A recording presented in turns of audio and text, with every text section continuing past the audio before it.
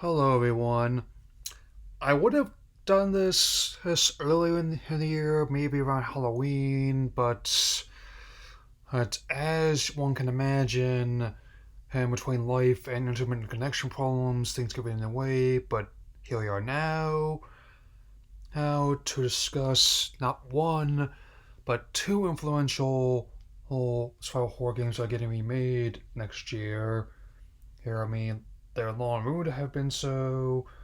Oh, but has only just now, in presentation of respective series earlier this year, that said rumors were confirmed. Anyway, it's time for a video I will call Resident Evil 4 and Silent Hill 2, A Tale of Two Remakes. So, let's begin. In their own ways, both left an impact on their series with serious narratives. While, like in in RE4's case, he's definitely he had dealt with stuff like such out beyond Raccoon City and the initial zombies by organic weapons, and but also in terms of gameplay, move things past the initial whole whole design concept. And given how many times we re-released and how influential it is, it's essentially become like the Skyrim of sort of horror titles in many respects. So there's that.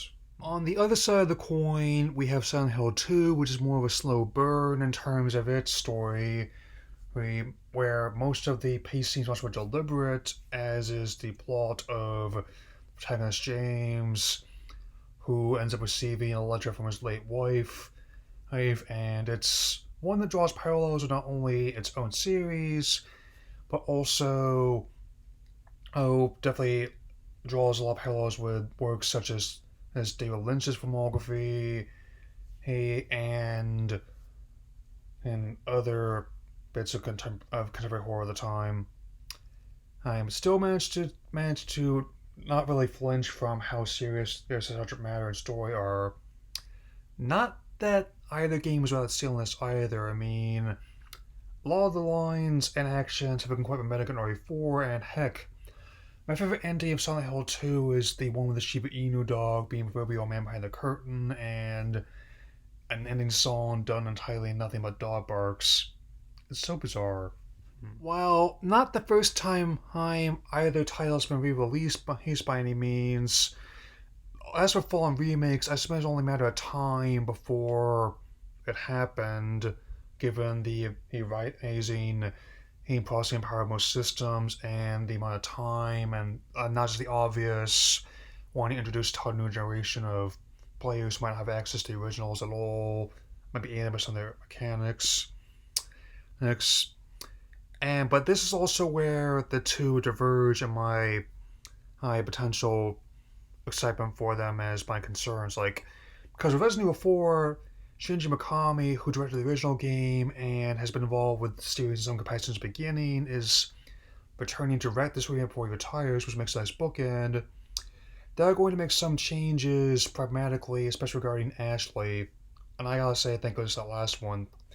On top of giving her more agency and making her more integrated in the plot, I was very much not a fan of how the original game handled her, from either a rating standpoint or for escort missions. She is definitely a key reason why a lot of people do not like escort missions.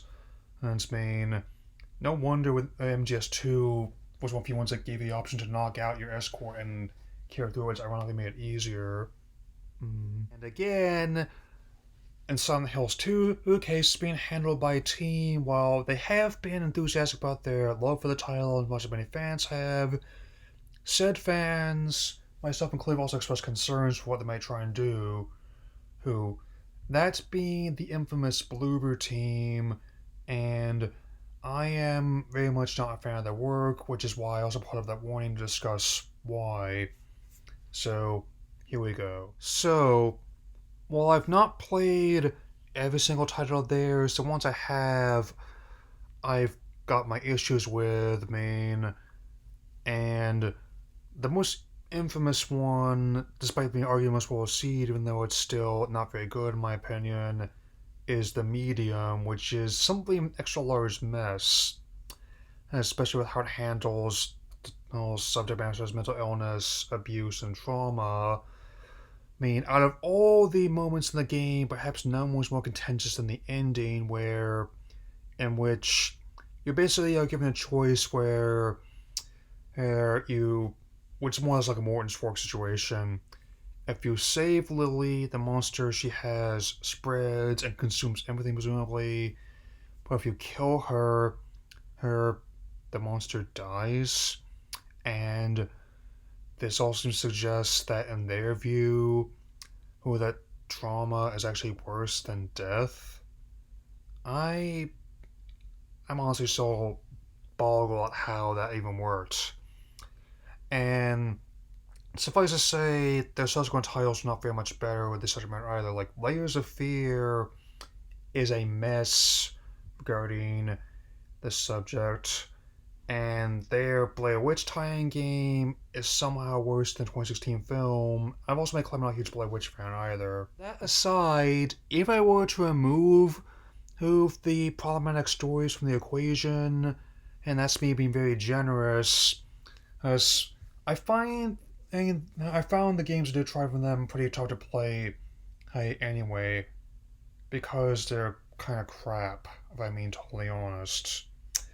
I mean, and that's not to say that most Silent Hill games past the original trilogy have been masterpieces by any means, far from it. It's just that, based on how janky my experience was and how murky the presentation were, say nothing about how the atmosphere is more likely to inspire laughter than fear in my case.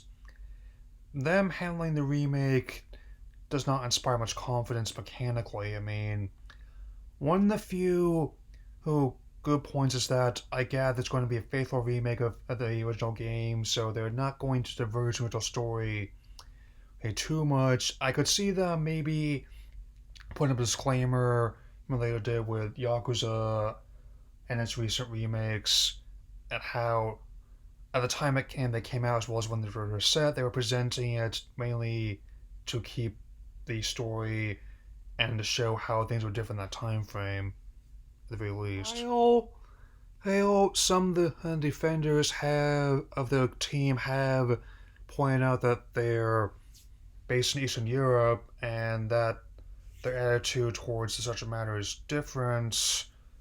I not and that's only goes so far. More often than not, handling topics one doesn't understand is arguably worse than saying nothing, which is a lesson and that has yet to be learned and often and and often actively resisted in many quarters as well. I mean, you don't want to say, hey, something like, I guess your understanding, but a lot of people have. However, I am not going to say that. In fact, I have a counter argument with another remake of mine, in this case a film, with the 2018 remake of Suspiria, as opposed to the original 1977 film. So, here we go. And so, with both versions of Suspiria, it's an interesting case about how two different time periods and directors can approach the same subject matter, that being a horror film set up against the backdrop of a dance academy in West Germany during the Cold War, which was in 1977, as well as both over a decade before the country's unification, and which is something a parable for what the country was going through at the time. I'm a very good contrast in terms of visuals.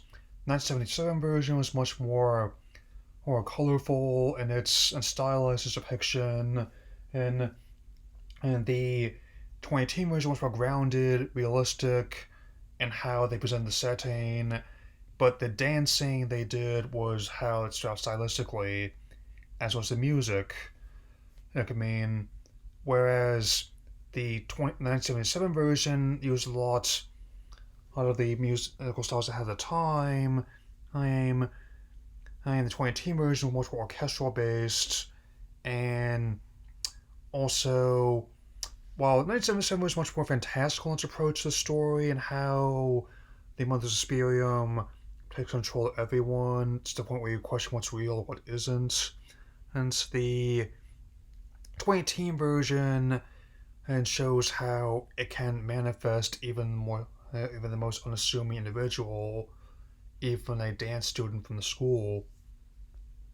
So, as also the point trying to get across is possible to diverge in a remake will still capture the spirit of what made the original work if you don't get across the letter. That's basically what I'm hoping for in either case. Yeah. So, these may not be the only piece of content that were announced in those respective streams. I'll have to address the others another time. If I had to say now, based on what I've seen online, one remake is highly anticipated, looking to build on the recovering goodwill of its series and its publisher. In the case of RE4 and Capcom, the other significantly less was Silent Hill 2 and Konami. I mean, for every Timothy Calmon collection, there's been eFootball 2022. For every Gets of Fumadon, there's been a Contra Core Metal Gear Survive, and so on and so forth. I'm deliberately keeping my expectations lower on the Silent Hill 2 remake and other announced Silent Hill content. If it's good, it'll be a pleasant surprise when it gets released. If it's not, I won't be disappointed.